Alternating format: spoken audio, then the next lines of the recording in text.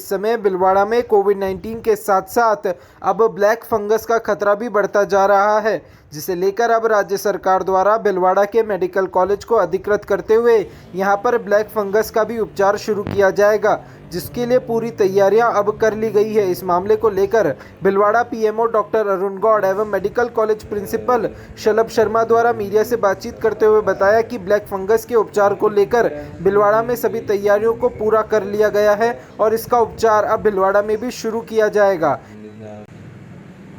राजस्थान में राज्य सरकार ने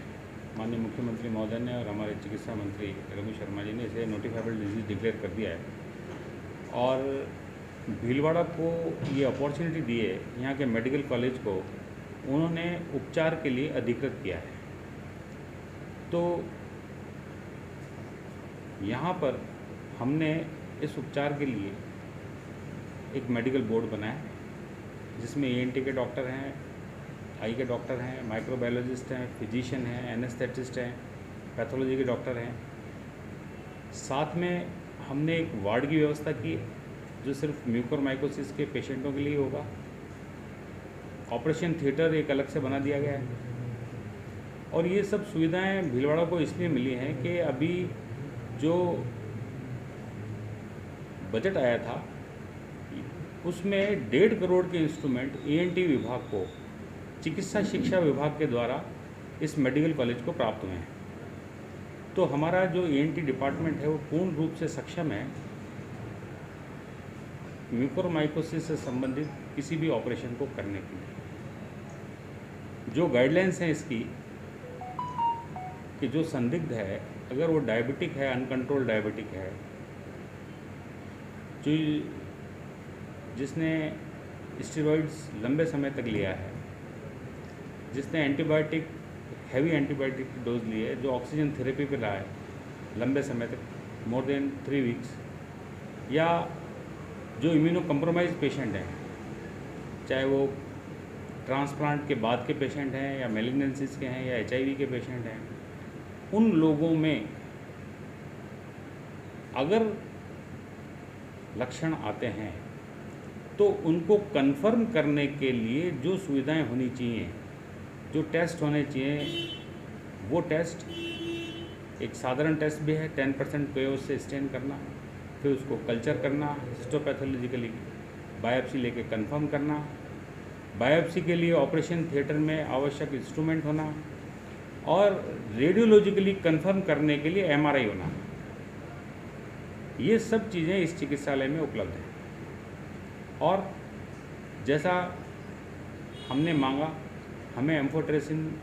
के इंजेक्शन भी मिले हैं। तो ये संस्थान पूर्ण रूप से म्यूकोरमाइकोसिस के पेशेंटों को उपचार करने में सक्षम है। जैसा कि ब्लैक फंगस के जो इंजेक्शन है वो अभी कहाँ मिलेंगे? सर, और कहीं अवेलेबल होने का प्रश्न ही नहीं है, ये हमारे पास हैं और हमें CMHO के द्वारा राज्य सरकार से मिलते हैं। अगर अन्य जगह भी कहीं इसको बेचा जाता है प्राइवेट निजी, तो उसके खिलाफ सर, उसके खिलाफ कानूनी कार्रवाई होनी चाहिए। ऐसे लोगों को they should be behind the bar. अगर इस पेंडेमिक के अंदर अगर कोई इंजेक्शन अनधिकृत रूप से बेचता हुआ पाया जाता है तो उसके खिलाफ कार्रवाई होनी चाहिए और होगी। ब्लैक फंगस के लिए मतलब वो यहाँ से CMHO से ही प्राप्त होगा? सर, हमें जो इंजेक्शन मिलेंगे वो CMHO ऑफिस के स्टोर से मिलेंगे और कोई और संस्थान भीलवाड़ा में अभी तक अधिकृत नहीं है इसके उपचार के लिए। तो यहाँ जो भी मरीज इसका भर्ती होगा उसको इंजेक्शन मिलेंगे और लगेंगे और राज्य सरकार द्वारा निःशुल्क उपलब्ध कराए जा रहे हैं। 2 डॉक्टरों का मैंने बोर्ड बना दिया है, उसी पेशेंट को मिलेगा जिसको ENT का सर्जन और फिजिशियन दोनों साइन करके देंगे। उसकी ऑनलाइन लिस्टिंग मेंटेन की जाएगी। उसका ये भी देखा जाएगा कि जिस पेशेंट को दिया है इसको डायबिटीज़ थी या इसको स्टेरॉइड लिए इसने या हैवी एंटीबायोटिक खेली या ऑक्सीजन इसने ज़्यादा ली, उसकी हिस्ट्री भी मेंटेन करनी पड़ेगी। पूरा प्रयास करेंगे कि पारदर्शिता से इस इंजेक्शन का लॉजिकली उपयोग हो। इसके डोज क्या रहेंगे? सर, अगर क्वेक्ट्री करके गलत तरीके से लगाया जाए तो इसका गुर्दे पे असर पड़ता है, फ्लूइड भी देना पड़ता है, एक क्वालिफाइड टीम है वो इसको लगाएगी, हमारे फिजिशियन हैं वो उनके देख रेख में इस इंजेक्शन को, क्योंकि इसकी मात्रा भी कितनी देनी है वो कॉलेज को और से संबंध जो चिकित्सालय है इसको राज्य सरकार ने अधिकृत किया है। जो कोविड पोस्ट कोविड जो एक कॉम्प्लिकेशन एक उभर के आ रहा है ब्लैक फंगस का, उसके लिए हमारा चिकित्सालय अधिकृत किया गया है, क्योंकि यह मेडिकल कॉलेज है, हमारे पास अच्छी फैकल्टी मौजूद है, हमारे पास सभी साधन मौजूद हैं जांच के, उपचार के, सारी फैकल्टी हमारे इलाज करने के लिए जो चिकित्सक चाहिए हमें ENT के, मेडिसिन के, आई के, वो सब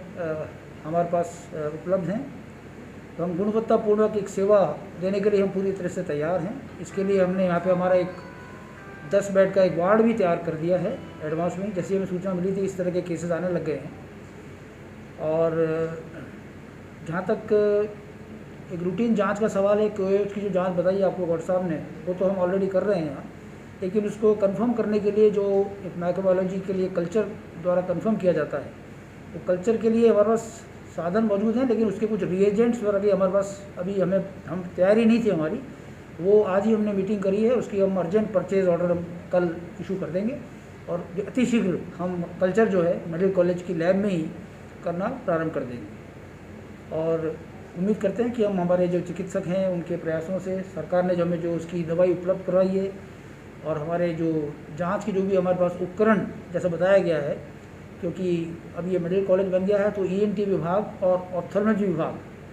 मतलब फॉर्चुनेटली कोइंसिडेंटली ये दोनों ही विभाग इससे संबंधित है ब्लैक फंगस से, और इन दोनों ही विभागों को हमें बहुत अच्छी गुणवत्तापूर्ण जो इक्विपमेंट जो पुराने अच्छे मेडिकल कॉलेज में भी नहीं है,